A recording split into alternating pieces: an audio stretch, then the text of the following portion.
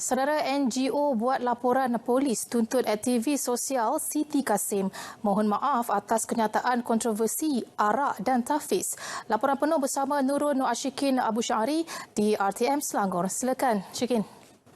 Baik, terima kasih Zira Zamri. Assalamualaikum dan salam sejahtera. Ya, 9 badan bukan kerajaan NGO Selangor itu berlalu kesal dengan kenyataan aktivis sosial Siti Kasim yang menyatakan jika mahu menghapuskan arak perlu hapuskan dahulu sekolah tahfiz. Kenyataan itu dilihat berunsur jahat dan tidak hormat terhadap institusi keagamaan. Laporan di Balai Polis Seksyen 6 Shah Alam itu dibuat kerana ia boleh menimbulkan suasana tidak harmoni dalam kalangan masyarakat majmuk negara ini. Mengharapkan pihak polis mengambil tindakan yang tegas kepada Siti Kasim, bloggers ni yang menghentam, yang mengaitkan isu agama, mengganggu ketenteraman awam, menghasut. So, saya amat kecewa sedangkan yang buat perkara ini adalah orang-orang Islam. Arak itu adalah haram. So kena faham.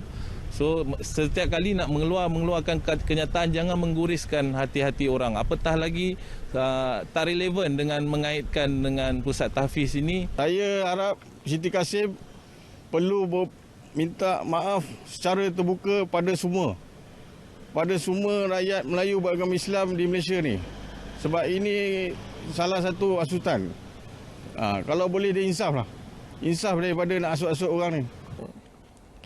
Antara NGO yang membuat laporan polis ialah Pertubuhan 99 Kebajikan Insan Selangor dan Gerakan Belia 4B Kota Raja. Orang ramai kini lebih mematuhi penjarakan sosial ketika berada di lokasi awam termasuk di pusat membeli belah di sekitar negeri ini.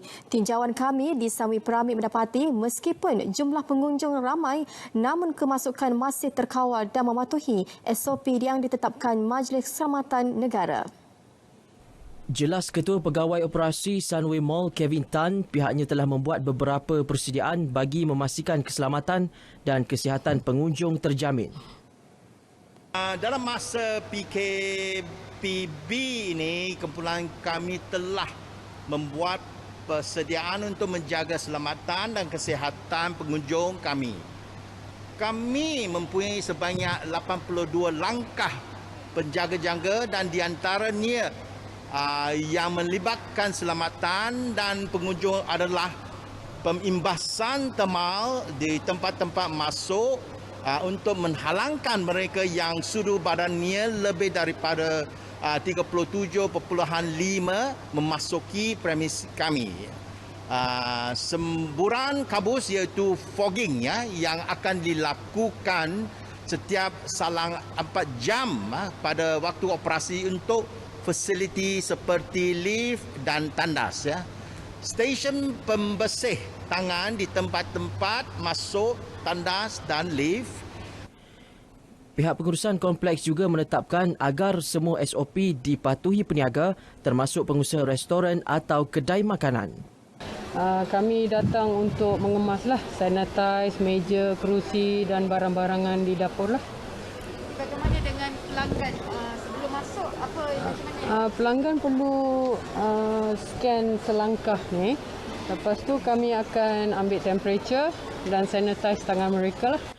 Selain itu, pihak pengurusan kompleks turut menempatkan lebih ramai kaki tangan tambahan bagi memantau penjarakan sosial pengunjung. Meski diarah ditutup berikutan arahan Perintah Kawalan Pergerakan PKPB sejak 2 bulan lalu, namun kelangsungan haiwan di PT Zoo Popular Negara tetap dijaga. Laporannya bersama dengan wartawan Ashraf Zuhairi. Silakan.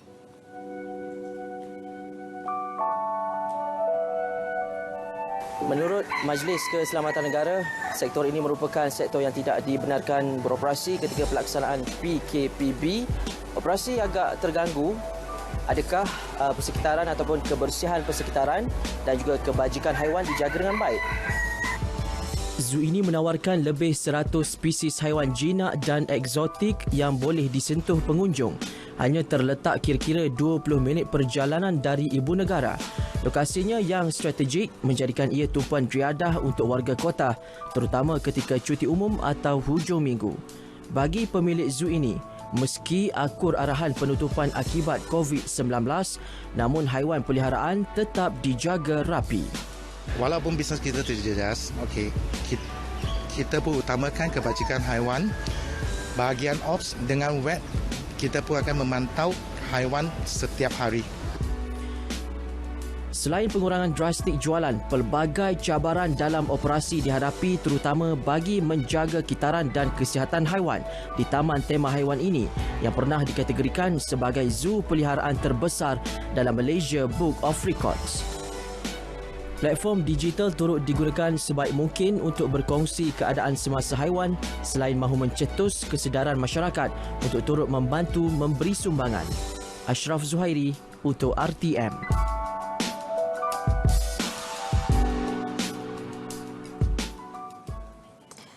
Paparan tadi mengakhiri berita wilayah dari RTM Selangor. Kembali bersama dengan Zara Zamri untuk berita selanjutnya. Terima kasih.